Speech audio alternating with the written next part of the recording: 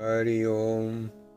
Dear fellow member of Vasudev Kutum, dear fellow wave on the ocean of pure consciousness, today we shall enjoy readings from the teachings of Swami Vivekananda, part 3. When the highest ideal of love is reached, philosophy is thrown away. Who will then care for it? Freedom, salvation, nirvana, all are thrown away. Who cares to become free while in the enjoyment of divine love? Lord, I do not want wealth, nor friends, nor beauty, nor learning, nor even freedom. Let me be born again and again, and be thou ever my love. Who cares to become sugar, says the Bhakta. I want to taste sugar. Who will then desire to become free and one with God? I may know that I am He, yet will I take myself away from Him and become different, so that I may enjoy the Beloved. That is what the Bhakta says. Love for love's sake is his highest enjoyment. Who will not be bound hand and foot 1,000 times over to enjoy the Beloved? No Bhakta cares for anything except to love and be loved. His unworldly love is like the tide rushing up the river. The world calls him mad.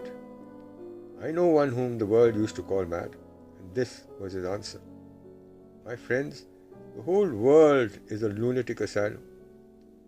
Some are mad after worldly love, some after name, some after fame, some after money, some after salvation and going to heaven. In this big lunatic asylum, I am also mad. I am mad after God. You are mad after money, I am mad after God. You are mad, so am I. I think my madness is, after all, the best.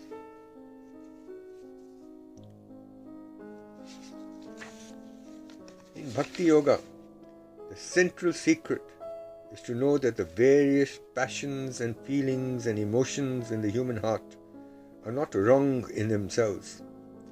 Only they have to be carefully controlled and given a higher and higher direction, until they attain the very highest condition of excellence.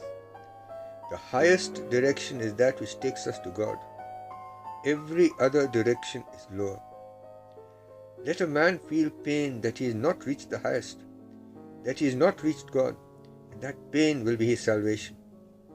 Pleasure in that kind of ideal must surely be our highest joy.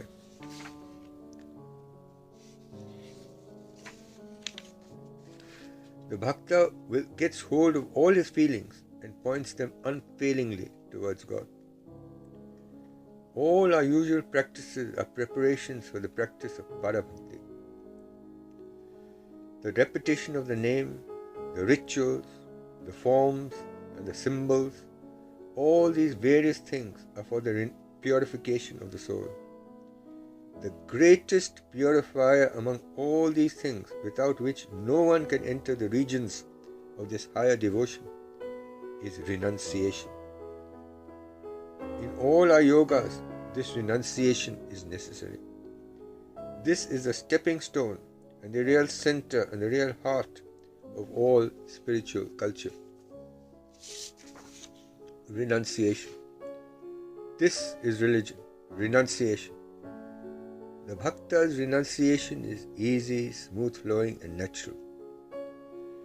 The nearer man is to the animal, the stronger is his pleasure in the senses.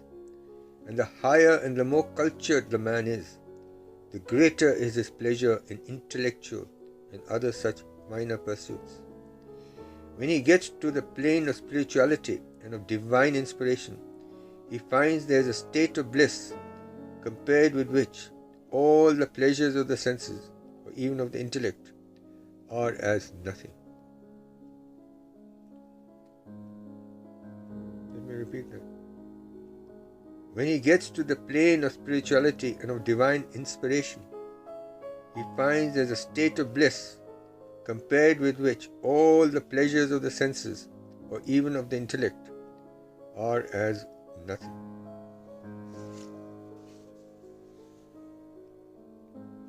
Enough for today. Thank you for listening.